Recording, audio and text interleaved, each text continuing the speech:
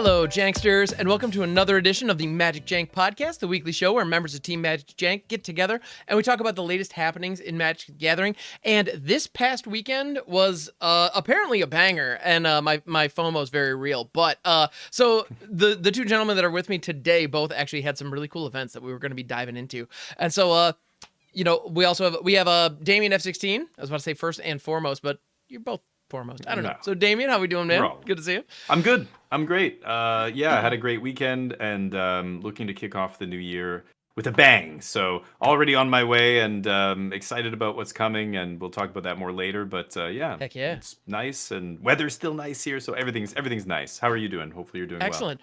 I'm doing well as well. It's getting a little bit cold here, but I've heard some horror stories of some other areas getting absolutely smashed with snow, and that's not happening here yet. So all good, no worries. Cool. But yeah, no, life is good. And we're also joined by Carlo, _Jr. How we doing, man? Good to see you. Hey, what's up, everybody? Doing good. Just getting back in last night to avoid the snowstorm over here in Jersey. But yeah, just getting back from the Spotlight Series in Atlanta. So yeah, we're going to talk about some great events this week. Heck yeah. So you were at the Spotlight Series in Atlanta playing Standard. And it's, by all accounts and by all the pictures all over social media, it looks like an absolute amazing event. Mm. And Damien, you had a Team Trios tournament this weekend as well. RCQ. Where you were also playing Standard. So we have some thoughts on Standard. Big picture. Yeah. I'm just curious, where do we want to start? Because I'm definitely curious how it went down. Yeah. My event's much smaller. I think we start with Favretto. He was at the big event here. Like I'm curious about that as well. And mine was just a small RCQ, so we can follow up. All right. The big one with the small one. So that'll be the chaser after we dive into the Spotlight Series, the return of Grand Prix as they were. So the Spotlight Series, Spotlight Series is a big open event that's very similar to kind of old school Grand Prix. And this is the first one. It's kind of the first one of these that we've had in years, and they're back, baby. So how was it? What was it like being in the room?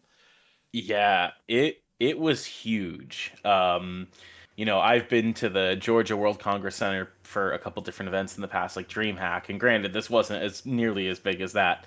But the space that they had for players to play, like thousands upon thousands of seats.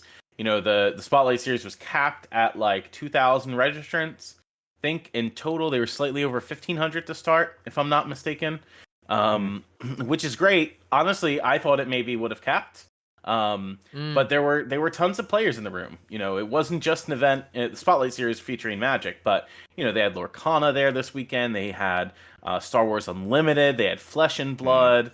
Tons of different other games that you could get involved in. Bunch of different vendors, artists. RK Post was there. Not saying I'm biased about RK Post, but RK Post is like one of my favorite artists because he always has like his own original token series that you can get with like an exclusive for every event. I think his exclusive this event was like the Red Blue Otter that Storm Chaser's talent makes. Oh yeah, And the insect tokens that Overlord of the Mistmoors makes, and they were sold out by 12 p.m. on Friday. Oh my goodness. Yeah, so you knew what decks people were coming to jam with this week for sure. Nice. As an aside, sorry, Carlo, did you get anything signed by him, or you must have gotten stuff signed? No, in the past, I didn't. I have so much signed stuff from RK Post in the past. I always make it a point though to stop by the booth and purchase something because gotta support the Magic artists out there. Oh, absolutely. Awesome. Yeah. The rules. But yeah, so the main event, Oh, sorry. Go ahead. Yeah. I was just gonna say the room was full. I mean, Friday was a long travel day for me. I did the whole travel very early on Friday morning. My day realistically started the night before. I left Philly at like 3 a.m. to get to the airport and took a 5:45 a.m. flight out, arrived in Atlanta by 8, got to the hotel by 8:30, and signed up for the first RCQ at 10 a.m. Because I'm a madman. That's a hardcore Magic player right there. That's it, right? That's how you do it. Nice. Yeah, so we got there, saw a bunch of people, saw a bunch of friends, saw our friend Beth, Queen of Cardboard, was there. Got to talk to them for a bit. Got to see Nicole Tipple. Got to see Max Damage from the MTG Rebellion was there, and Griffin Rider, some folks I haven't seen in a bit. So it was good. It was great all around. got to see some people who I've seen from Twitch. I got to meet GoCalper in person. Nice. They were there to play in the event. I might have lent them some cards to play. But it was all about coming out for Standard. Standard is healthy, and I'm pretty sure this weekend was pretty indicative of that. Not just from the amount of players playing in the events, but the amount of people watching like the event happen online. With the coverage that they had for SCG Con. I didn't catch it, but do you know what it was? What were the numbers like? Was it as much as? It's not as much as like Magic official Pro Tour stream, or is it? No, I would say it was pretty close though. Yeah, like 10,000, 15. Yeah, and Wow. they had, granted, you always get your folks who complain in Twitch chat of like having to see annoying decks like one after the other. Listen, everything I've also just come to this conclusion. You will always have annoying cards and formats that people like don't want to see played or don't want to play against. Yeah. Right? Doesn't necessarily mean things are ban worthy, but no. It was clear going into this weekend that the number one deck was Damien midrange, right? Or Ghoul aggro, like those were the two front runners of the standard format. But recently there have been some other decks that have been rising in popularity that definitely made a breakthrough this weekend. Whether that be Esper Pixie, or there's a blue-black version of this deck that I think is a little bit better. Dimir Enchantments actually placed really well in this tournament. I think it's superior than Esper Pixie, my personal opinion, but both decks are pretty well off. And those are only decks that we've seen enter the format within the last week and a half via either Arena or Magic Online.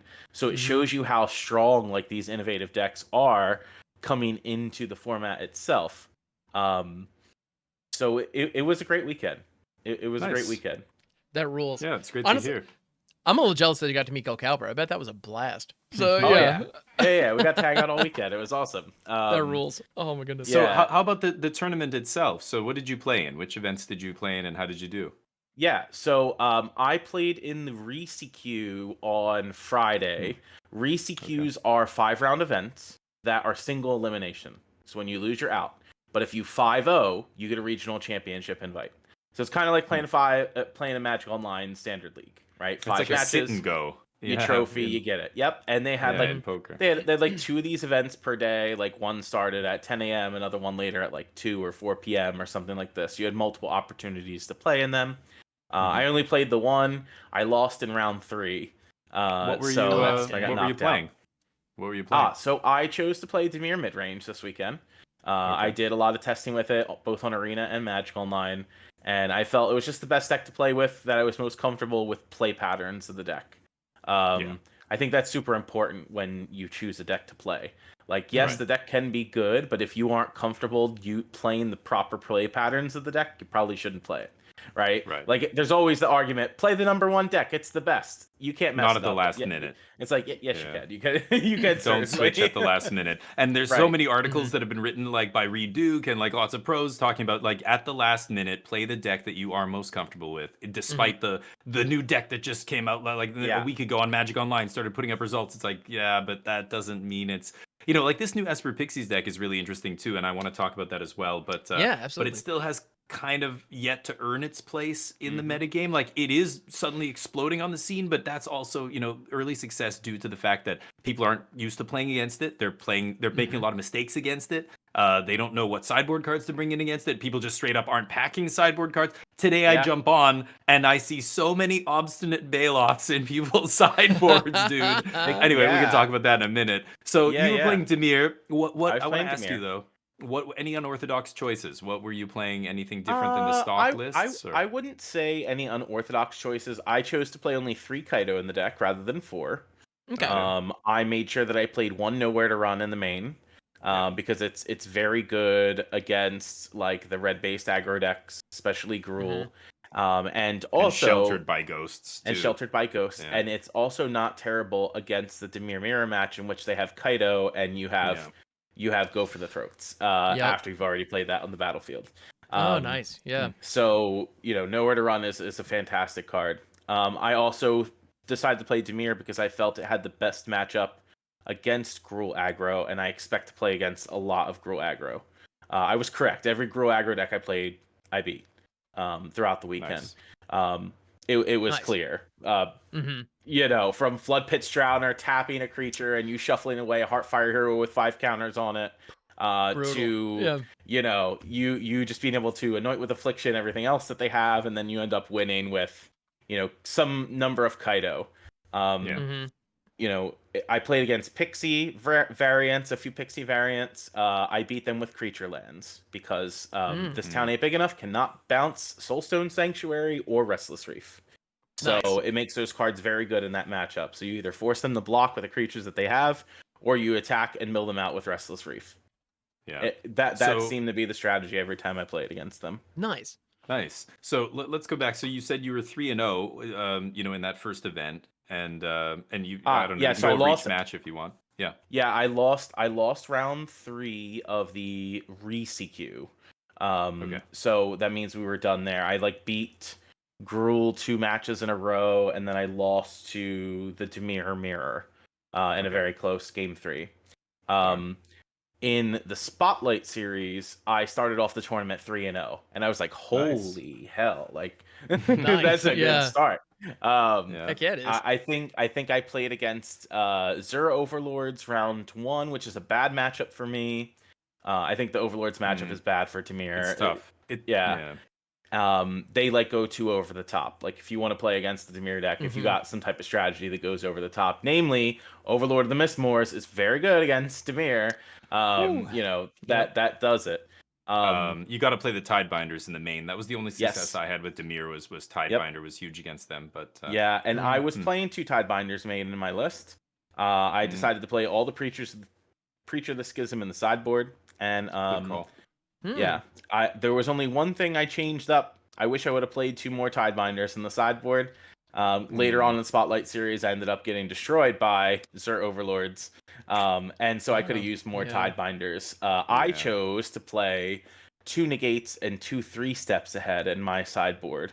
Interesting. Okay. And I liked the selection of both of those things. But on Sunday, when I played in the 10K for a little bit, I switched out the 2 3-steps ahead for 2 more Tidebinders. Nice.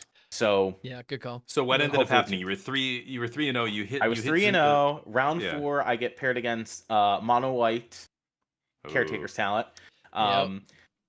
This is not a knock against my opponent, but game 1 took 35 minutes. And it's not because my opponent was playing slow. It's just because that deck takes a long time to play. You know, so I know. I would imagine any pilot of that More deck on that later. needs to know that that's going to happen. Like, I'm not scooping. Game 1. Right. I'm not doing it. Absolutely I will not. play game 1 till the very end. If we end up drawing match 2 or game 2, it is what it is. I just have to make sure I win game 1, right? Like, that's the goal. It's like kind of like when you're playing old school blue-white control mirrors. It's like you're playing just to win game 1, and that's it. Basically. You know, game 2 ended up taking... I took down game 1. They won game 2 in, like, 10 minutes. And so we didn't finish game 3. So I drew against that deck.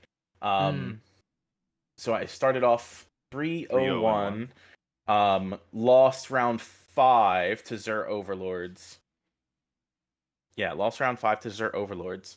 Round 6, I won. I don't remember against what deck. Round 7 and 8, I got Zert Overlorded. Yeah. Oof. So I ended up. Yeah. So that's just how it turned out. You know, I played against the bad matchups and lost. I played against the good matchups and won. You know. But you know, taking a look at the breakdown of the tournament, you know, the number 1 deck submitted by players was Dimir Midrange, right? Second was Gruul Aggro by only like 5 less decks. It was like 14% versus 14%. 124 players chose to submit Golgari midrange variants of some kind. And I don't think Golgari is very good right now in Standard. If you have to pick a black midrange deck, you should just be playing Dimir.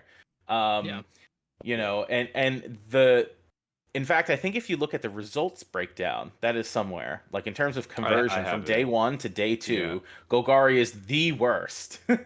Yeah. I believe it. Golgari's not great. I'll go even further and say green decks are bad in standard. Like Yeah. green decks are bad. People say, Yeah. "What about Gruul?" It's a Gruul. Hold up, that's mono red. They literally Yeah. touch green for like one card, maybe two cards. Come on, half Yeah. of If a Snakes- card like the Druid or whatever. It's like, or, Yeah, if you know, Snakeskin even Veil wasn't Golgari. legal. Yeah. Yeah. Golgari straight is like up. basically mono black. They just touch green for like a couple cards. Same with well, you know, it would be like Domain Zur. But again, looking at that breakdown, I don't see is Domain. Oh, Domain Control was 6%. Domain control so, is what they have it under. Yeah. But Golgari was ahead of Domain. Yeah, I think even Domain, I don't think is very good in standard right now. But Yeah. you know, we've talked about it on the podcast before. But Yeah. Yeah, so I feel like- interesting. Yeah. Yeah, I think a lot of people just are holding out hope because the Golgari deck was just a solid player for so long. They just kind of assume like, oh, these cards are still good, right? This must still be decent, and it's just it doesn't line up very well. I wouldn't be No. surprised if at some point in the next year a Golgari midrange deck can pop back up because, you know, Restless Cottage, Glissa, they're all still good cards, but I just it's not there right now. Yep. Yeah, they don't play very well into low cost, you know, tempo based decks. So like you know, everything is so cheap. All the best decks are leveraging the cheapest cards. I think that's how that Esper Pixie deck came into being. People literally said, like, look at it. Like, you know, we saw Teamer Otter's debut at the World Championships.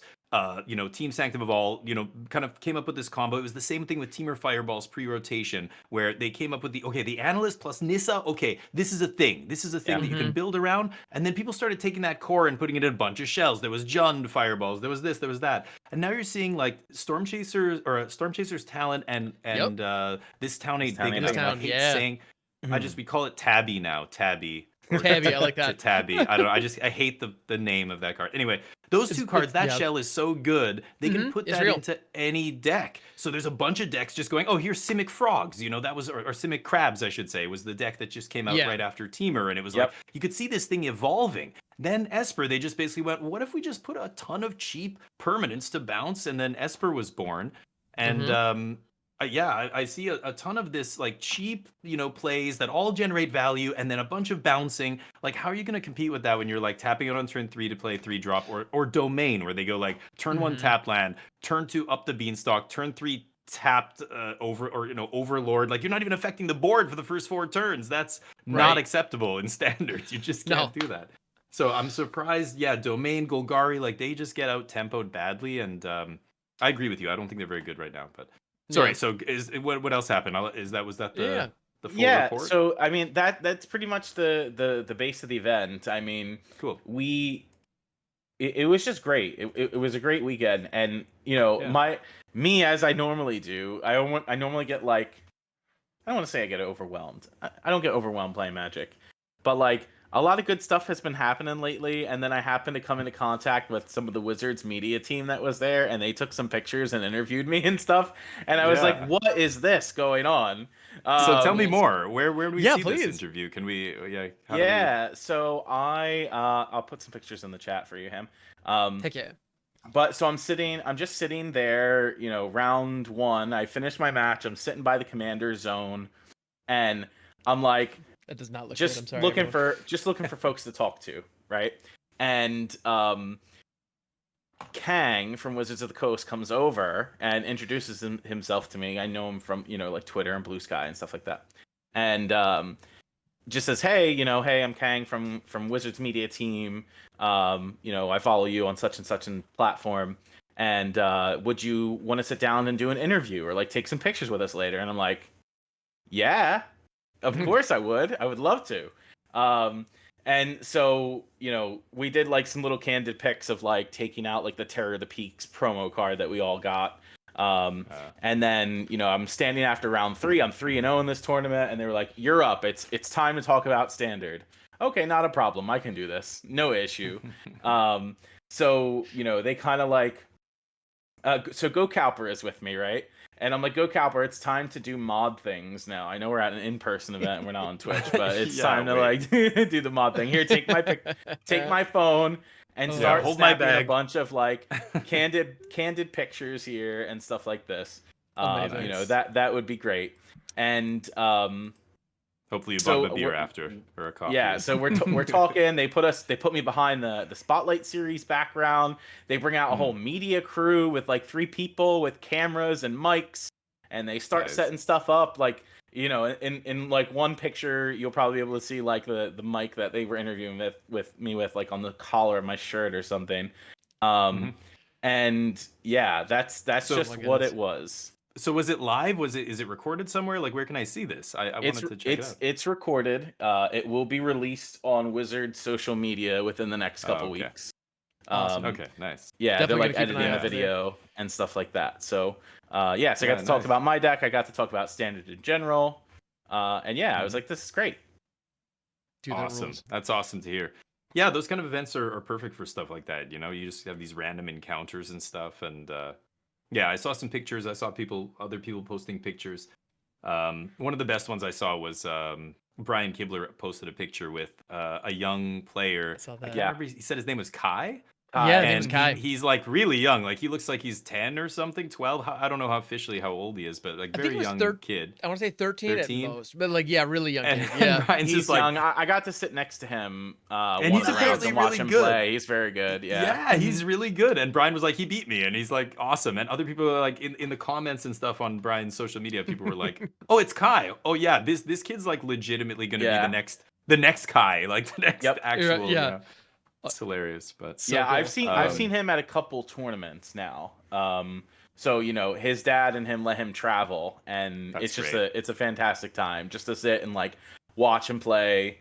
And certainly gives off the attitude like the other player, like don't think that you can Don't take advantage of the underestimate him. kid, because like Yeah. you will die on the board. Like it's just Yeah, not gonna be good for that's you. hilarious. Amazing. Cool. Oh my goodness. Yeah, that sounds Dude, like a that great rules. time, man. I'd love to go to more of those events. It's so hard to travel, I but got to watch Mhm. and I've seen and have had the pleasure of having dinner with Solmaka in the past. But I got to Oh, watch yeah. him play Golgari against people, and even he'll Nice. tell you, don't In- play Golgari. It's not good. in standard.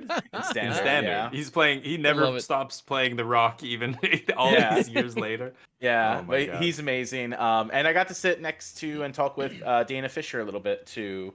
She was Nice. playing Oh, yeah, Golgari yeah. in the 10K, and I got to watch her demolish a Jeskai Convoke player. Nice. So you know, Another it young was, player that should not be underestimated. Yeah, absolutely. Well, Exactly. she was the original kind of like really young player that everybody's like, oh, this person's really good, and Yeah. is an up and coming star. But that was years ago, and I guess there's still cruising, still doing. Yeah, doing she well, actually in winning, the and- Spotlight series, I think it was round 1, she got paired against her dad out of all people. in a like So that That's thousand was player incredible. tournament. pretty funny. I'm not sure if that was in the Spotlight series or if it was in the 10K on the first That's day, but they hilarious. sat down and most certainly played against each other round 1. That's incredible. It's Oh kind my of like when goodness. you get paired against the car, like when you travel with a bunch of your buddies to an event and you get And get you- paired up with the yeah. person who drove there, and you're like, "Whoops, somebody's gonna be stuck here for a while." Yeah. You know. Been there. Oh Nice. my goodness. Um, Amazing. Yeah, speaking Yeah. of traveling, I had 2 people from my channel. Well, one person from my channel. One of my mods is a big Magic player on the east coast of Canada in Montreal. He's qualified for the next RC, and he was looking for a qualification for his friend or something. And he's like, "There's a team tournament happening in Vancouver, where you are, which is all the way on the other side of the country." And they decided to travel all the way to Vancouver, him and his buddy, if I would commit to playing a Magic tournament in real life with them this past weekend. Oh, this wow. RCQ, this Team Trios RCQ. So, I've gotten rid of my cards a long time ago. I kind of haven't played a paper competitive event since GP Bangkok at 2019, I think. Oh, wow. At the end of, right before COVID. It was the last GP before COVID. And then everything got locked down. And that's when I got rid of my cards. I haven't played a proper, the last time I played Paper Magic was with you guys in Vegas, like 2023 or whatever, like a long time ago. Right. So,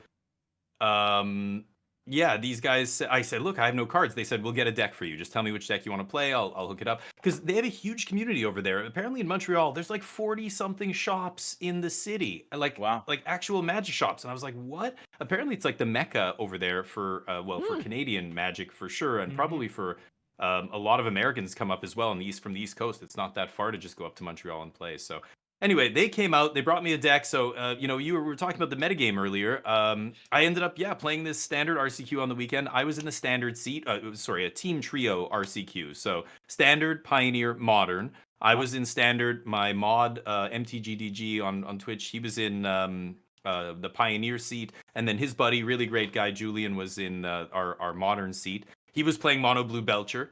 Wow. Nice. Yeah. We were talking about this, before we started. And MTGDG, our Pioneer seat, was on the Golgari food combo deck in Pioneer, Yigra combo with Cat Oven and stuff like that. Yeah, yeah. Nice. Yeah. Very good. And I decided to play Mono White Control, the deck that goes to time every round. My thought process here is I was testing online. I'm running into nothing but, like you said, Dimir and Gruul, and variants of red, maybe some mono red, a little bit of Jeskai Convoke starting to rise up in popularity to beat the mid-range decks and stuff. That's like literally all I'm seeing, right? So I'm like, okay, I just want to play a deck that kicks the crap out of these aggro decks. If I have a bad match against Zur or whatever, so be it. I'm just gonna hope I don't play it, because Zur is, again, I don't think very good. I don't think many people are gonna play it. In real life is also a lot different than Arena, because the overlords are pricey as hell right now. And a lot of people, we were talking with the team, and we basically said, what do we think we're going to expect at this Team Trios RCQ, for the standard seat? What do we think the metagame's going to be? And I said, well, honestly, it's going to be Dimir and red aggro, and then there's going to be a couple outliers, like I'm not sure, we thought Simic Crabs might show up or something. Jeskai Convoke. Yeah. So I'm like, I'm going to play this mono white deck. And during testing, I went from 2 Overlord of the Mistmoors to 3 to 4.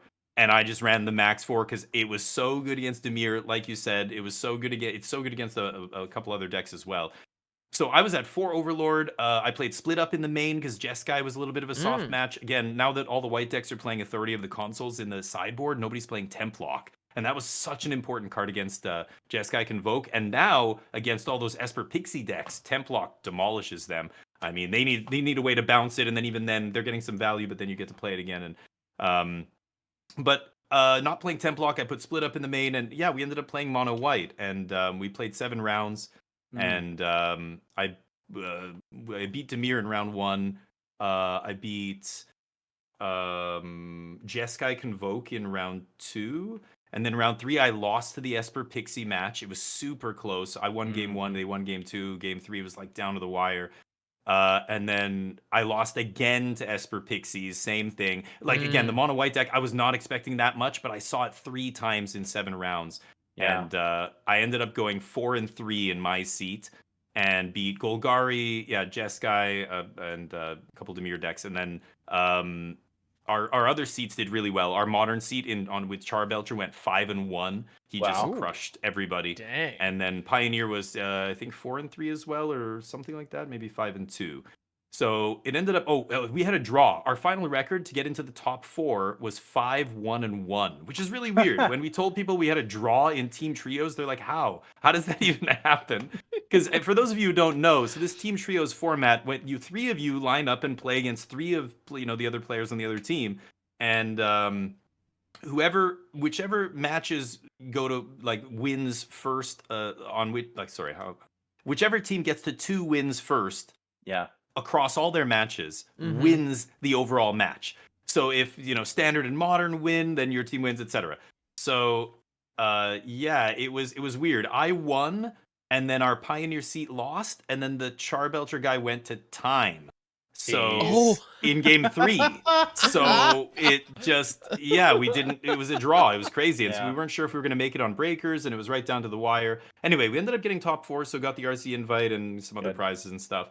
But nice. Another great experience and everything. And Mono White felt pretty good, but honestly, it's not a great match against the tempo-y stuff that these bounce decks are doing.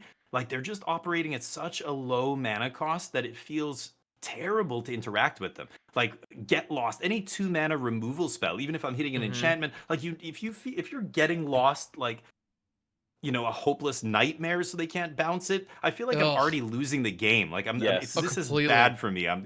Or go for the throat on some dinky little 1-drop that's now, I got to kill this thing, and it's already generated a bunch of value, and it's a very interesting deck, but boy, they lose to their mana base very badly. So playing mono white, I was rocking 3 demo fields, And every match against that deck that I ended up losing went to 3 games, and at least one of those games I won by just blowing up some of their lands, and they straight up had like a couple of them had 0 basics, 23 duels. Yeah, Oof. That's true. it. And I was just like, oh my god. I mean, hey, nobody's playing demo field right now, right? So people Correct. are Yes, being what's- greedy why in worry that about it? deck.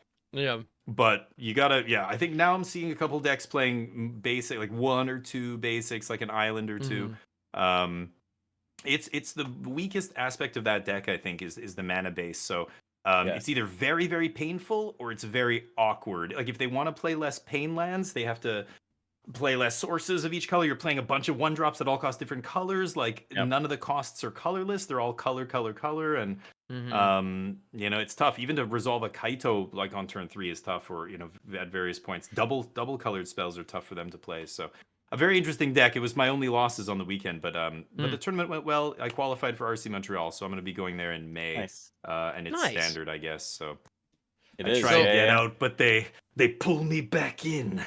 I can't get away. I can't get away from competitive Magic. It is what it is. Anyway. Yeah. I'm curious. So with you on the mono white deck and both of your teammates on kind of on those kind of combo decks. You know, how many matches ended with them both just kind of hanging out watching while you were and just finished your matchup?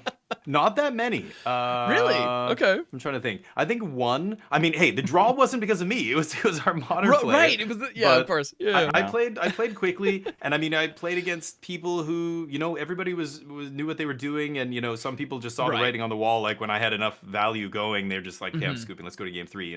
Nobody was right. And and I played quickly, and I made a couple little mistakes. I missed a impending trigger on my end step to tick down the Overlord one turn. Oh, yep. And I hate doing that in real life. On your own end step, remembering to take and you just cast it, right? I'm so used to casting something, and then on my next upkeep or whatever, like suspend and all these other mechanics that remove a counter. So on my end step, I missed it once. It cost me a game. I was so choked at myself. I get very upset at myself when I make stupid mistakes like that. But it was fine. Everybody was really good. I do have one sad little kind of aspect to the weekend. It reminded me of this dark side of competitive Magic that people don't talk about. But when you go to big events where there's a lot on the line, like, even just an RCQ invite might not be the biggest thing, but for some people, it brings out the real angle shooters, the real, not sleazy, but kind of like very not friendly at all. So we get to the top 4, and we were going to split, and then this one team, the one guy was just like, nope, no split. Okay, fine. One team couldn't even stay for the top 4. They left immediately. It was like, okay. The prizes, it didn't matter. We all got RCQ invites in the top 4, but we sit across the play. Everybody up to this point was like, hey, my name's blah, blah, blah. Nice to meet you. And like shaking my hand. And I was like, oh, shit. We're shaking hands again. It's post-COVID. This is great, right? Yeah. But it's been so long since I've played in a tournament and I shake people's hands. And one guy gave me his card. He had like a Ford dealership. Like I guess he works at this dealership. And at first I thought he was gonna sell me stuff. And he's like, no. He's like, write your social on the back. I'm trying to like expand my Magic community, and I'm from a small town. I just moved to Vancouver, and like really friendly, right? Oh, Then nice. I get to the top 4. Yeah, and then I get to the top 4. This guy's just like, I go to introduce myself. He's like, yeah, no, I'm blah, blah, blah. He's like, doesn't shake my hand. Doesn't even look at me. I'm like trying to get his attention. Finally, he's like so dismissive. And then we exchange deck. We present decks. I shuffle his deck. I put it back. He picks it up and he just goes, hey, excuse me. Look at this. Look at this. And I'm like, what? And he's like, look at this. Look at the corner of these sleeves. You see that? See that right there? See that damage? You just did that. Next time if you don't know how to shuffle, why don't you call a judge over here and get the judge to shuffle for you and this stuff? And I'm just like, cow. Really, dude? And I'm kind of smiling, and I'm like, are you sure that wasn't damaged before you gave it to me? And he's like, no, you just did this right now. And I'm like, nope. I'm looking at my sleeves that I've been shuffling with for the last 7 hours. They're totally fine. I'm like riffle shuffling too. I'm not even. And just this kind of thing, and I'm just like, okay, man. Wow. And then the game starts, and I go, good luck, and he doesn't say anything back, and just like this kind of, and I just remembered, there's those players too, and they really, really can ruin the whole experience. Especially, I've dealt with these kind of people all the time for many years. Like there were people in the groups that I was a part of that were kind of like this, but for newer players, like that's a big turnoff. Like that's something that's just like, I can't stand that. Like, is it too much to ask to just be civil and be Yeah. respectful and, but Mhm. no, it's apparently, So that was one unfortunate Mm. tinge to it. And the more you play competitive Magic, I imagine at the RC, there's going to be players who are very like this and, not just like rude is one thing, but also just like very like always trying to catch you doing something wrong almost, or Yeah. like trying to make you feel uncomfortable to put you off your game kind of thing. Like Mhm. poker, there's a lot of players like this. So that was annoying, and it kind of was a wake up call that, oh yeah, Yeah. right, this is part of it, and you got to deal with it. Yeah. Yeah. I only had, I could tell you, I only had one judge call the whole weekend that I was involved in. But it was because I legitimately didn't know how the interaction worked. But that's why they always tell you, hey, if you don't know the way a certain interaction works, call the judge. Yeah. Never trust Right. your opponent. So Right. we had some interaction where I had there was a sheltered by ghost. Then my opponent was playing the blue-white non-convoke/convoke deck, and they had a sheltered by ghost on a creature that had taken my Tidebinder, and they had a Zorius. They had the Zoetic Glyph on the same creature, right? Zoetic Glyph Ooh, says when it okay. goes away, you discover, right? So what happens if I remove the creature and I get my Tidebinder back? Can I use Tidebinder's ability to counter the triggered ability of Discover? On And you, the is it on? Oh yeah, go ahead. and I so want to it's answer my this. so it's my turn, right? It's When yeah, I I'm was gonna removing say. the creature Okay, from the so you have board. priority. Yeah. So your trigger Yes. goes on the stack first, Ah, and yes. then However, Sheltered yeah. by Ghost is a reflexive trigger. So, when Sheltered by Ghost leaves the battlefield, I automatically get my creature back. My Tidebinder's ability goes on the stack and targets nothing, because it has not been come time yet for Zoetic Glyph's ability to go on the stack. Yeah, that's what I'm saying. And so I wasn't sure, so I simply called a Mhm. judge to ask. Yeah. And the Sure. initial judge ruled incorrectly. They were saying I could do that, and so Mm. Oh. the another judge comes over. He goes, "Well, let me just confer because I'm not sure." Because what ended up happening is my opponent started to talk a little bit too much, and the judge is trying to figure out the problem. And instead of just letting the judge understand, trying to speak over the judge, I think encouraged the judge to give the wrong decision. Mm. And so another judge comes Hmm. over, fixes the problem, and we understand what it is supposed to be. But Right. to your point about there sometimes being people who are rude or trying to angle shoot or something like that, you always got to watch for that in everything. Yeah. Um, Sad but true. Especially any of these competitive events that people are playing For stakes. for some Sure. some kind of Yeah. stakes. On the arena we go against this frequently when people rope us. Right? Yep. That's essentially Oh yeah. them getting upset Sure. and like yeah. So Mhm. like that will just generally happen. I always try to sit down and even though like my pairings on Melee or Companion or whatever show you the person's name, I Mhm. always, when somebody comes over to the table or if I come over to the table and they're already there, I say, "Hello, what's your name?" Yeah. Because, Yeah. I might know it, but, do you want to shake hands? Do you want to fist bump? What is it that you want to do? Mhm. Yeah. If you don't want to do anything, totally fine too. It's an But acknowledgement. It's an acknowledgement of, yes, hey, Yes. you're a person, you're here, we're going to engage in this yes. together. It's the bare Um, Basic. minimum, people yep. could do. But Yeah. then But also yes. at the same time, remember there's some folks that like don't want to engage, right? Like Yeah. they're just there to play Magic. It could just be because they choose not to out of safety, or they Right. would rather just play the game and go next, which Sure. is totally Yep. fine.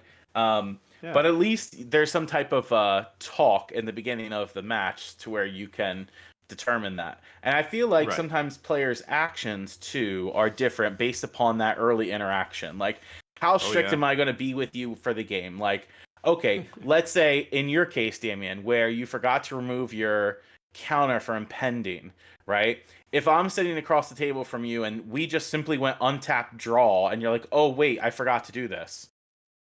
If we had a friendly conversation at the beginning, do I allow you to remove that?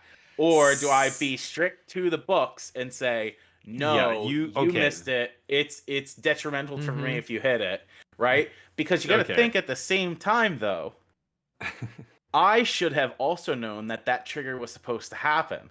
Sure. I also forgot it, and so that's a game rule violation against me for failure to maintain the game state, Right. right? And Even now though you forgot your trigger.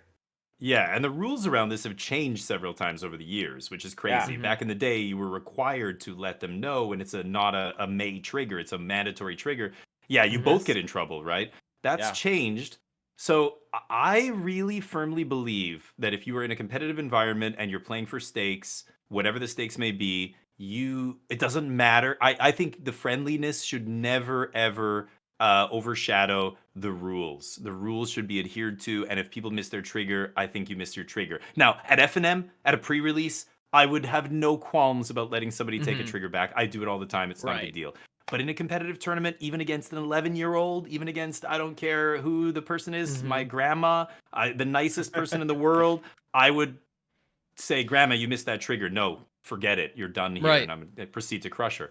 I wouldn't That's I mean, that's just the mindset you have to have, I think, if you want to win. So you're right. You might be tempted to let them get away with the trigger or whatever, but that's a dangerous thing and you shouldn't ever do. I would make a rule that you never ever do it. Doesn't matter how nice. But would you have let me take it back?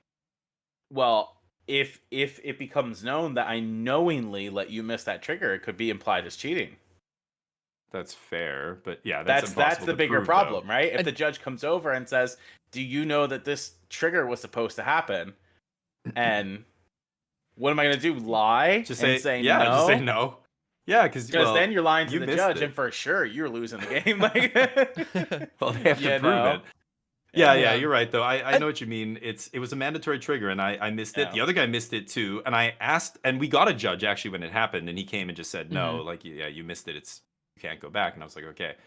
But anyway, or get a judge. Like that's really the safe. And like you said initially, that's really always the best course of action. Like don't even if the person's really nice, even if they were really sweet and everything else, I would feel bad about it maybe, but you gotta follow. And for everybody listening, make sure you either adhere to the rules or call a judge and have them just be impartial and just explain it.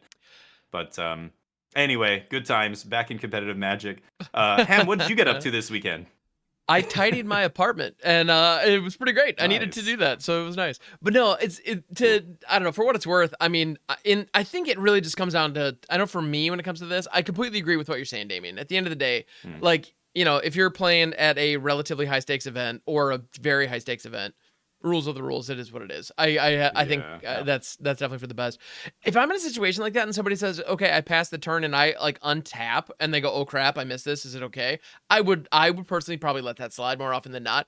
If it's like the end of their turn and went, oh crap, I missed this last turn. It's like, no, big time no. Yeah. Absolutely not. That's there's just, I don't know, there's kind of a gut check, at least for me. But then again, I also let a lot of stuff slide and people get to walk all over me. So, you know, hope you get paired against me in the next but these aren't like but anyway, you know, RCQs or anything, right? Yeah, exactly. Like, and I'm talking like pre-release F&M kind of stuff is usually where I see it, and so like that's or like in Commander games and stuff like that. It's like whatever. Like let it slide. Feel free to roll back stuff. Like sure. But the other thing that I know is one of those where a lot of like casual players will kind of get caught up is like the way they tap their lands. You know, like the number of times in a Commander game where you get to like, you know, they'll cast 2 or 3 things and go, oh crap, is it cool if I tapped it this way? In a casual game of Commander, sure, whatever. Yeah, but like if there are stakes, absolutely not. You messed up. Like that mana's already spent. It's gone. Like it is what it is. And and so I can appreciate that. I value that.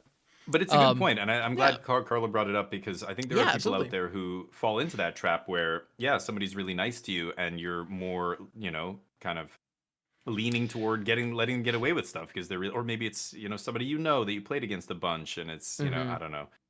I still think even against one of your play group, I would still be like, come on, we got it. The integrity of the game must be upheld here. I don't know. Maybe it's too hardcore, but. Honestly, though, but dude, I wouldn't think anything of that. I think the thing that we need that I think is really important for people to recognize is in competitive environments, there is an element where you need to leave the feelings out of it. You know, like even if you're going up against a friend, if you miss something and they're not willing to give you a consolation, it doesn't mean that they are less your friend. It's not that they're mad at you. It's not that they're frustrated. And you're welcome to be frustrated at yourself for missing the trigger, but do not take it out on them. That's not appropriate. Yeah. So just be aware of that and try to keep the emotions out of it as well as best you can.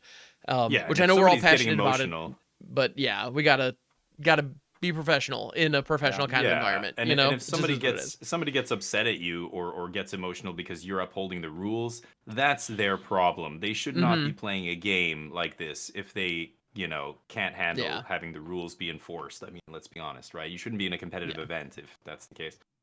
But Yeah. anyway, so let's move on. So But yeah, anyway. the competitive Magic scene is going to be interesting. We'll have a lot to talk about coming up. We could touch briefly on Standard. I mean, we talked a little bit about the metagame and everything else, but this Esper Pixie list is very interesting. I just wrote an article about it actually for MTG Circle. It's going to be out tonight. Nice. But there's a blue-black version, like Carlo mentioned earlier, that a couple people have been playing. I just tried a version that was a little bit silly. It was even playing Demonic Pact. Yes, I know.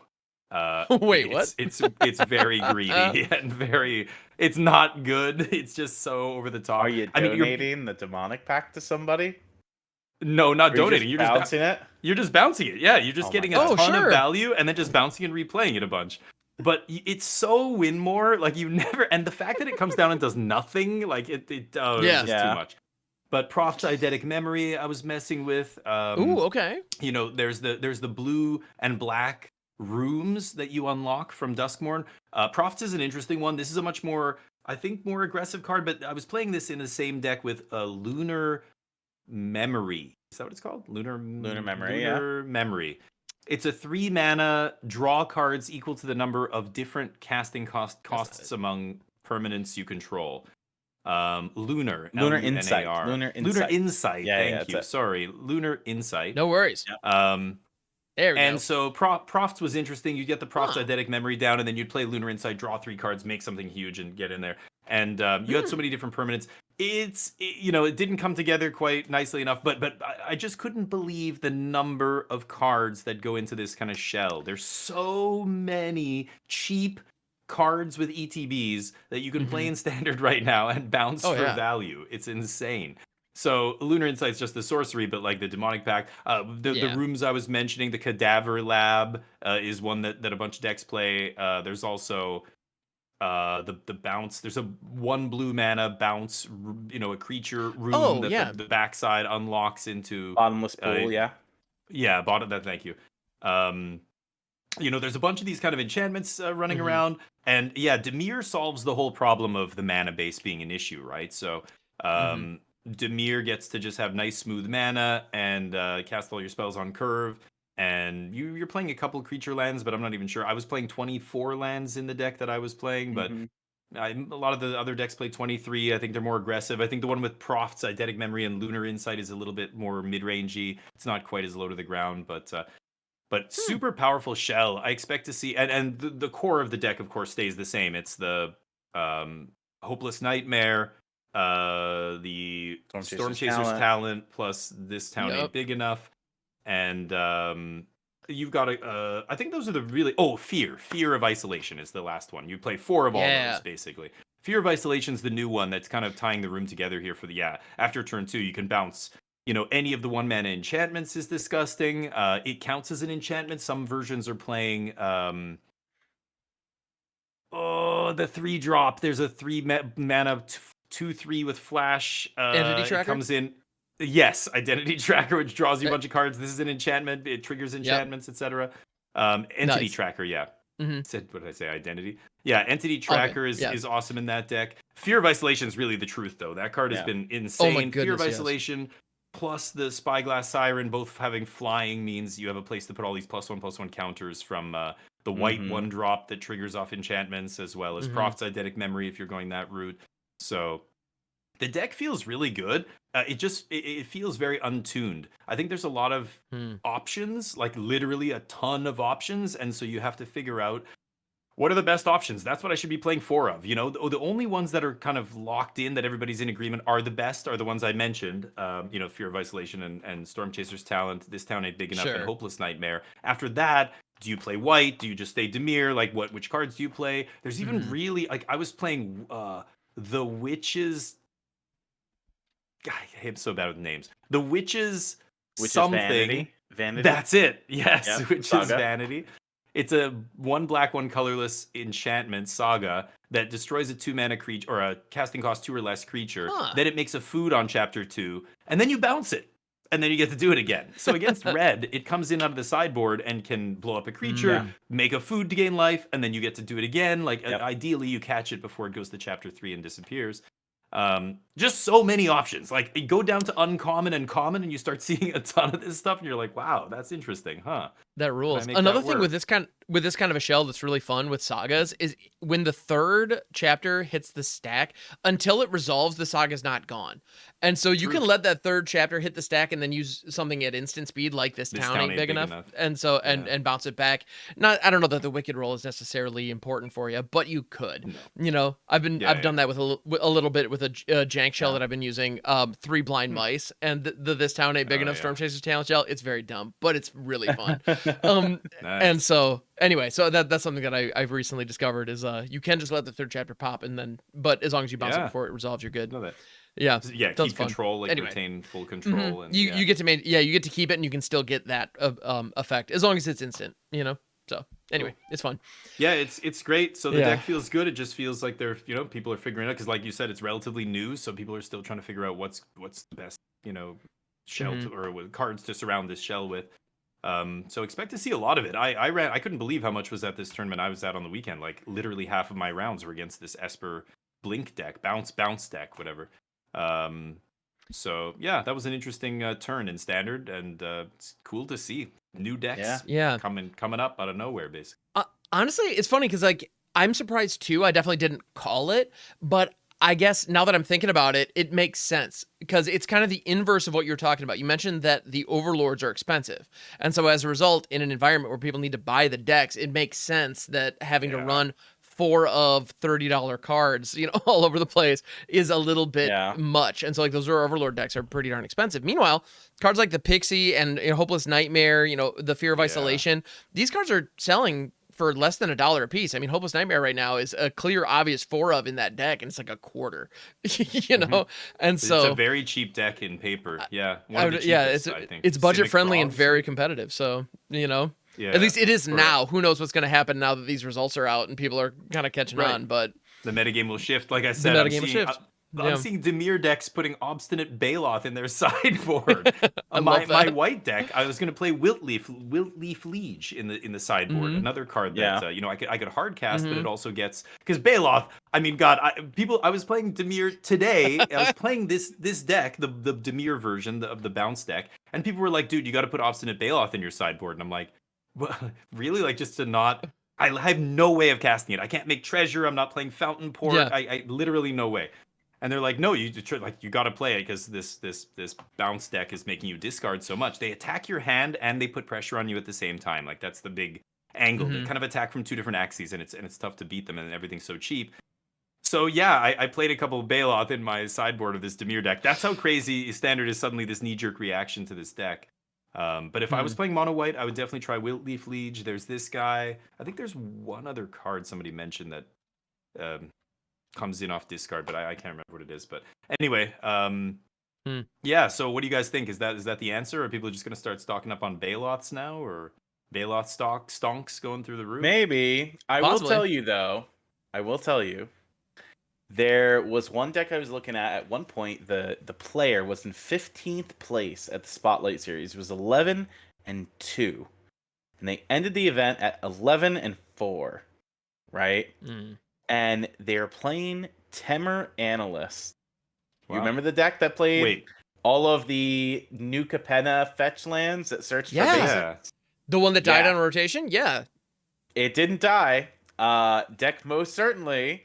So 11-4 in the Spotlight Series. Dude, I love this. Aftermath Analyst, Nissa, Lumra, Splunking, Virtue of Strength, Ill-Timed Explosion, World Soul's Rage, Doppelgang, Inspiration from Beyond, which is a Foundations card. This says mill 3, return an instant or sorcery from your graveyard to your hand, and it has flashback. Playing Fires of Victory, Think Twice, 29 lands. What lands are you playing besides basics? Fabled Passage, Evolving Wilds, Escape Tunnel, and Terramorphic Expanse. That tracks. Yep. And that was their main 60. Sideboard having Bonnie Pauls and Pyroclasms and Unable to Screams and Roxanne's and Sire of 7 Deaths. Yeah. I So love this. to me, it was such a spicy deck. So at 11-4, this person ended up, because of that record, I think in like 60th place or Oh, something like this. But that's too bad. But That sounds I mean, insane. that's crazy respectable for a deck that I don't know about you Mhm. guys, but I certainly didn't call that. Like, yeah. right, No, like I tell me mean- you Wow. came to be. Tell me you come prepared to play against Temur Analyst. in Yeah, the I mean, event, like right? nobody's probably ready for that. There's not a ton of graveyard hate going around because the graveyard decks have kind of, well, the one Azorius Oculus deck that kind of occupied that spot is gone. I guess you could say Mhm. Simic Crabs is kind of a graveyard deck as well, but again, that's not a super popular Yeah. deck. Yeah. So you just don't see any Zombifies running around. I'm sorry, Ham, but I know. No, and nobody's it's- reanimating. But that means people aren't going to be ready for me when I decide to bust it out. Right. So I'm cool with that. And it's interesting to me. There's not a lot of people playing Graveyard Hate right now, and so when you take a look Mhm. at Yeah. there were multiple copies of Azorius Oculus that did really well at the Spotlight series. 'Cause Yeah. people have stopped playing Graveyard Hate. And its win Mm. rate against Esper Bounce is like 56% or something. It was the Yeah. one deck that actually beat them more than they beat it, right? They had a great matchup. Yeah, it turns spread. out if you make them on the not know what your opponent's playing and immediately Hopeless Nightmare them and they discard an Oculus, you probably Yeah. get Helping Hand on game Yeah. turn 1, and all of a sudden you got 7 power worth of creatures and playing Yeah. GG. Let's Discard go. not so good against Reanimator, exactly. Okay. So, Yeah. interesting things happening in Standard. Yeah, we'll see where this goes. I Mhm. got to check this Teamer Fireballs deck out. I just don't know how they beat aggro. Like, is Pyroclasm out of the board enough? They play like no, or they. I don't know if I got to see the list. Torch the Tower. They it didn't sound like they played any spot removal. Just like Yeah. ill-timed explosion on 4. Is that enough? Like, I don't know. Probably not. But that was the issue with those decks. Like, it was tough to beat aggro. That pre-rotation aggro wasn't even part of the metagame. It was very bad. So not, I guess, and Memory Deluge leaving, like, you lose. Everybody thinks about those Capenna lands, but Memory my Deluge goodness. was one of the best cards, maybe the best card in the deck. Like, it's what Yep. let you go off and Mhm. keep find Exactly. the things. Yeah. That replacing that with that new one that just gets a card back from the yard is crazy. But Yeah. it's maybe that's the best they can do. It's good enough. It seemed like it was good enough for It's that. good person. enough, yeah. So I gotta try that deck out. But yeah, I had Rest in Pieces in my sideboard, never brought him in once, and felt like, God, I really wish these were like a Wilt Leaf Liege would have been absolutely insane in that tournament. Yeah. Or, and I'm thinking, but then I get on Arena and it's like, I'm gonna play against some random, graveyard deck and I'm just gonna get trounced. If I don't have any way to interact with the graveyard, like, I'm gonna die. Listen, right? and on Arena, I've been seeing a resurgence of graveyard decks recently. I was like, how are we Yeah. bringing no graveyard, interaction? And there was a bunch of people that were just jamming and Skirming Emergence over the last week. So I'm Yep. like, how many Really? people are going to show up Oh, with wow. Skirming Emergence on Arena? How many people are going to show up to the Spotlight series with it? And, obviously Well- I didn't see it, but they would have been under the other deck category. So yeah, Right. 25%. Yeah, I know. When I still see the Oculus deck on the ladder pretty frequently, and I see scoring orders every now and then. It's not crazy. It's still out there. Yeah. But yeah, I'm not surprised to hear that they're not really running around in The paper. ladder's a much bigger It's mix a very of decks, different- I think. But Yeah. if you're gunning for a big tournament in paper, there are factors that we talked about. Price of decks, for example, as one of them that do change the metagame that you should be expecting to see. So it's interesting. I love Standard right now. I think it's great, and I recommend people get out there and play. There's still a lot of RCQs happening, so you can still qualify for the next couple of RCs. I think the Standard one is the one goes in for May the that I'm doing. end of March. Yeah. And end of March, yeah. The RCQ season finishes at the end of Well, March. it finishes at the end of March. Okay, yeah. So still a few more months. Wow, it's going to be a long one. Holy cow. And by the time those RCs happen, we'll have 2 new sets, right? Aether Drift and the Tarkir thing. Dragonstorm. Yep. Dragonstorm. That's it. Dragonstorm Yes. comes out April. April. Okay. Yeah, the next set Aether Drift comes out February. The release week is Valentine's Day weekend. Yep. Pre-release being the week before. Right. Yeah. So Heck yeah. it'll be interesting to see how Standard develops. I'm looking forward to it, but I got a little peek at Modern and Pioneer as I looked to my left during the tournament, and wow. It makes you want to pick up the Belcher deck and play 0 lands, right? Yeah, Belcher. Oh my God, the modern games. The one loss I told you he went 5-1. The one loss was the Yeah. Hollow one. That Oh, match yeah, was yeah. Woo! crazy to see. Turns But out that also, deck's playable again when you unban Faithless Looting. yeah, Who knew? Our Yeah. our Pioneer seed also decked the Niv to Light deck in Pioneer, 80 card Yorion deck. The whole match was one game, huge, long, drawn out match. Because the guy went, the opponent, my teammate was playing against, cast Bring to Light for Unmoored Ego and stripped all the Yggdras. So my teammate couldn't combo off. Oh no. And so they had to go Mill him with with Scavenger's Talent, yeah? Scavenger's Talent and Yeah. try and deck the Yes! Yorion player. And he went all the way down to like 3 cards, and both of the other, I had won my match and the other guy had lost. So we're waiting, and the Bring to Light player basically went. He had looked like he knew what 3 cards were left. He had cast Bring to Light with like 6 cards left, and just was like, I'm gonna get decked. I lose, and we were like, dude, the whole match, 1 game, and you decked the 80 card deck. Achievement That's unlocked. how you do it. That was great. Yeah, that's incredible. Oh So my goodness. silly formats are silly. I think Pioneer is pretty sweet. I mean, there was a wide variety of decks that I saw, and Modern is in flux right now. Until we get a proper big Modern tournament, I don't think anybody can definitively say what the best decks are right now. There's so many different lists out there, and so many powerful things going on, and just Faithless Looting into turn 2 Archon of Cruelty is happening. Yeah. There's the Ruby Storm is making a resurgence that we talked about. Rhinos is back. Apparently, Rhinos is one of the best decks in a really fast format like this, where everybody's like low to the ground combo aggro. Boros Energy still might be the best deck, and yes, just so much happening there. But version, yeah. It's interesting to see. So a lot of good formats, but there's so much going on that I can only focus on one. I'm just standard for the next few months until that RC. But what's coming up for you, Nice. Carlo? Do you have any other big events coming up? I think the next biggest thing is MagicCon Chicago coming up. It is the weekend of February 20th, 20th, 21st. Yeah, both Hamhawks and I are both going to that. So yeah, buddy. It's gonna be a good You guys time. have fun. Yeah. Is No, anybody it's else gonna be going? Numbskull, or I thought Numbskull's coming. Yeah. I'm not sure if Headology is coming or not. Offhand. Yeah. Chicago in February. Yeah, you guys enjoy that. It's gonna be great. Yeah. Yikes. Gonna be chilly. Yep. I have no idea. It'll be a little nippy. Yeah. It's gonna be fine A little though. bit.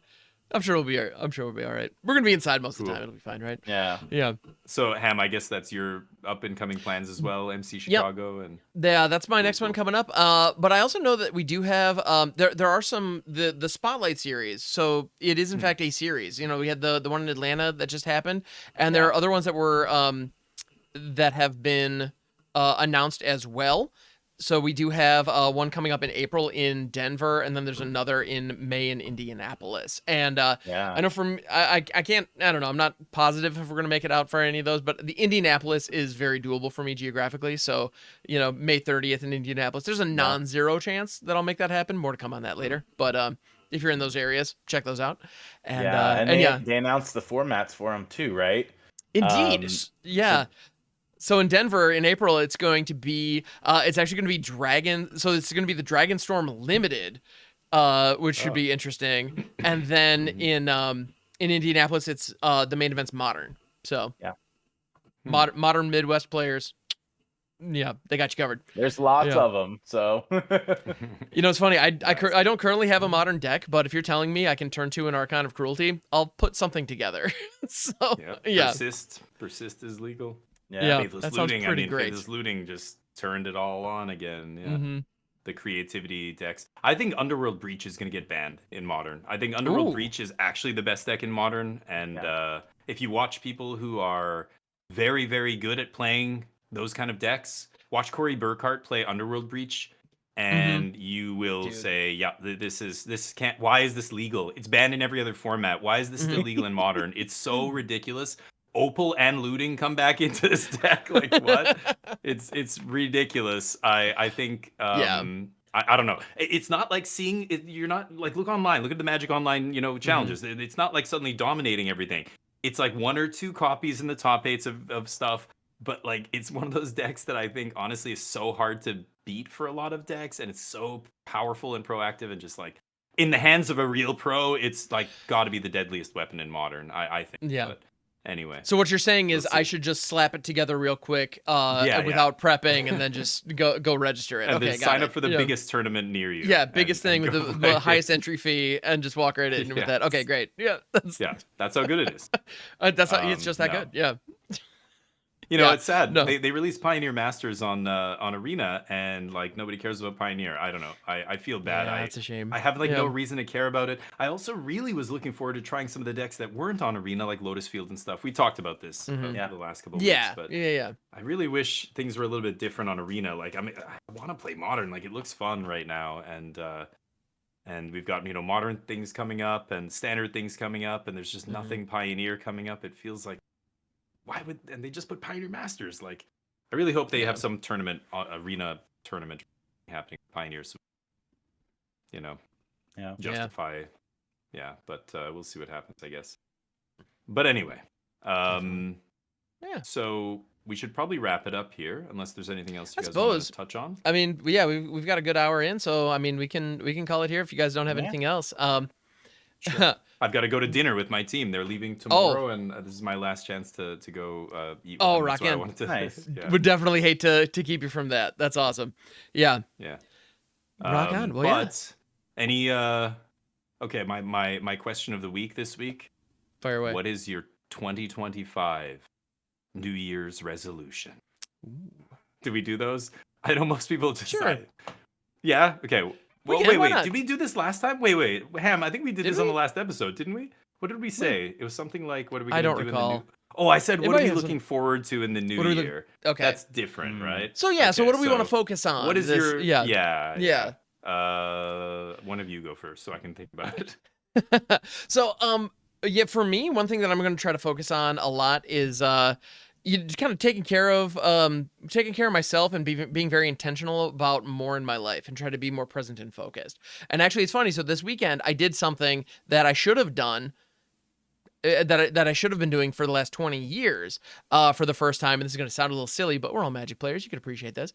I sorted my basic lands, and but in sorting my basic lands, I took all of the foils that weren't like showcase, but just like normal basic lands that were foil, that were all absolute Pringles, and I literally threw them away. I just dumped them because they weren't even sleeve playable. They're completely bent. They weren't worth anything because they're just normal basic lands. And I already have a tote of like 1,000 basic lands. I was never going to use them. They were just taking up space. And so, dude, yeah, I know. Honestly, that one's nowhere near as bad as the ones I was getting. Cause like for those listening, I want to tell. Yeah, Carlo's Carlo's showing his promo card. Yeah, his here promo, that's a and little warped. it's got a little bent to it. This is a basic land. That's a basic land. That's a basic. Exactly. Oh, okay. Yeah. Yeah. Well, and I buy a lot of bundles, and when you open a bundle, it has your booster packs, and then it has 2 packs of basic lands. You have a non-foil pack, which is great, and I love having like all the new art from the new set. Like, cool, like that's neat to have. And then there's another pack in that same package that is the exact same thing where it's all basics, but they're foiled. And every single time when I pick that package out, it just is bowed like constantly. It's just how they work, and it's unfortunate. I think part of it has to do with the humidity kind of in my area. It is what it is. Which it is frustrating, and so obviously like valuable cards that are I'll worry. If it's a big deal, I'll get the little humidity packs and I'll get them fixed. But for basic lands, I'm not going to bother with that. And I've been carrying these around, some of them for literally 20 years. Like I had, good for you. I have like 9th edition basics that were just like almost tubes. I was like, yeah, no, this is ridiculous. Let's get these out of here. So you cleaned house. You got rid of all the I basics totally Marie Kondo'd that. They weren't bringing me joy, so I pitched them, and it felt really good. I'm not gonna lie. So whatever that thing is for you, find it and do something about it. And they weren't even functional, frankly, and that's the reason why I did it. When it comes to like bulk, I would rather donate that to something like Magic Kids and like make sure that they find another home. But like you couldn't even shuffle these, so yeah. Yeah, that makes. Anyway, what? So I'm confused. What is your New Year's resolution? Taking care of my stuff and myself and my space, and I want to make sure that I'm doing a good job of being intentional and taking care of the space that I inhabit. if that makes sense. Good. Maybe that's a Okay, little too I get esoteric, that. a little too out there, but it is what it is. So, I Carlo, like how about it. you, man? I like it. What's on your docket for this year? What are you focused on? I don't normally set any like resolutions or anything like that because then I get more upset with myself if I don't like accomplish it. Mm, Um, you know, sure. I just generally try to like set like a goal. Like what's something that I can improve upon myself over the next year. Okay, so what is it then? You can You take it in know, that Yeah. way. I mean, I would just say probably over the next year in terms of like Magic content creation wise, just to expand generally my reach. If there's anything that I could do, it's just to generally expand my reach. Um, Like reach more so people. yep. So whether that be on Twitch or any of the other social platforms, who knows how TikTok's going to end up in a couple weeks? Probably going to get banned. Oh yeah. In the Oh, yeah. U.S. anyway. So all the Canadians are going to take that app over. And so like, And it's gonna be you a really know, wholesome place all of a sudden. Anyway, sorry. yeah. But just generally to expand my reach. Something that I've enjoyed over the last year is like going to different events and people actually like coming up and talking to me. And Yeah. I feel like I want more people to come up and talk to me because I like to talk to people. So the only way to do that is to just expand my reach in general. So I like whatever I got to do to do that, that's what we'll be working on this year. Heck yeah. Nice. That's That good. rules. That's a good, Yeah. a lofty goal. Yeah, that's a I great like one. that. Definitely something I think we can all focus on. Yeah, for sure. Yeah.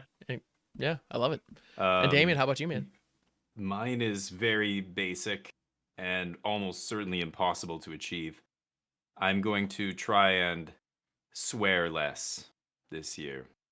And it's funny, it almost ties into what Carlo was saying. I know you guys on here don't hear all the nasty, horrible shit. I mean, stuff that I say normally. But on my stream, I have an over 18 channel, and I like it to be adult with adult conversations and adult humor. And a lot of that involves swearing and, sometimes the borderline raunchy thing or whatever. But Yeah. but the swearing in Sure. particular, when I started posting videos on YouTube and stuff, I had people specifically say, I love your content and everything else, but you swear too much and it bothers me. And then other people will comment on their comments, say, "Hey man, no, you do you. Don't listen to people like that. You're great." And I'm like, I get it, but like, Yeah. I really think I could tone it down. So it's hard because I don't know. I'm trying to be myself on stream, and when I'm totally Sure. myself, and we're having a drink sometimes or whatever else, yeah, like I might swear more or something, or I don't know.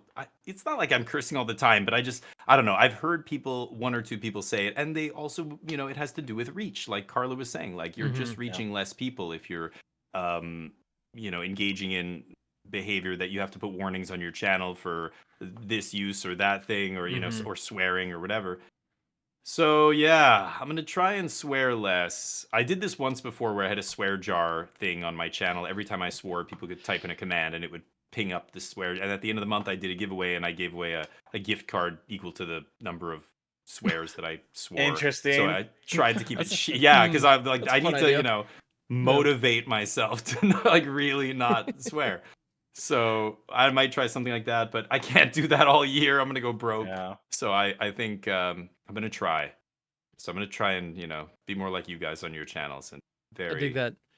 Well, clean and the tag that I have on Twitch for mine is occasional swearing because I absolutely let it out. It's Yeah. usually when Deep Cavern Bat resolves, right when I have the combo in hand. That's usually when that Yeah. happens. bats you're allowed to swear at. Bats, I feel like that's fair. Deserve it. But you're right. That is an element of just accessibility. Like I don't think I've ever heard someone say, you know what, that content was great, but I really wish they swore more. I don't think I've never heard that, but I've heard the opposite. So yeah. But it's funny, like when it comes to jokes and certain humor and stuff, like swearing is an important part of, I think, entertainment. It's a spice. You have to use it very sparingly, but it definitely adds something to the recipe, to the whatever you're making. Yeah. I don't know if that's a great analogy, but it But does. No, I think 100%. so. Mm-hmm. Yeah. No, it's 100%. So- and that flavor can be overpowering if you use it too much. Exactly. Yeah. Yeah, too much Yeah. is like that's not me, but at the same time, and there's people who watch on their televisions. Like I forget that there are people who put a stream on their TV and they have it like going in the living room, and they're in the other room, or maybe they have a kid who's like within Yeah. earshot, and I'm just like, you beep and beep, beep, swearing and Yeah. Right. I'm not Yeah. like I'm not flying off the handle or anything, but every once in a while I'm hamming it up. We're using voices. Yeah. We're like, oh, I'm gonna do this, and yeah, and I've had people mention like, dude, you're on the TV at my LGS right now, and it's like Oh, yeah. that's probably awesome, muted, but like. though. Well, probably, they're but, not or like it's hearing- quiet, yeah. but you never, But anyway, so Yeah. I've definitely had those situations, but you never know. You never know who's watching. The point it's is literally the same. public. You, So yeah, you never know who's Yeah. watching, so it's better to try and be clean. It's like, I guess. Yeah. So. All right. Anyway, Yeah. I'm gonna try and. that's a good Trying one. to- I like it, and it's very measurable. You can definitely focus on that. I respect it. Very cool. Measure Yeah. how much I fail. Yeah. You're fine. Great! You just demonetized the video, Ham. Thanks a lot. I'll censor it. I'm the one who edits these. It's fine. Anyway, rock on. But yeah, Nice. well, gentlemen, thank you so much. I appreciate it. And thank you, dear viewer, dear listener, for tuning in. You're the freaking best. We appreciate you. If this is your first taste of the podcast, don't worry. We'll be back next week. We're here each week. Please like and subscribe. Also, on whatever podcast app you're using, please leave a 5-star review. It would help a ton. It's one of those things. It helps expand the reach, and it would mean a lot. And we're also all great. streamers. Our links are in the description. So yeah, just saying. If you want more of these, more of these, more of these guys, and I'm out here too. More So, of Ham's sultry voice. Yeah. you know it. Let me get all up on this microphone. And with that, we bid you all a very fond adieu. Catch you on the next one, everybody. Later. Bye.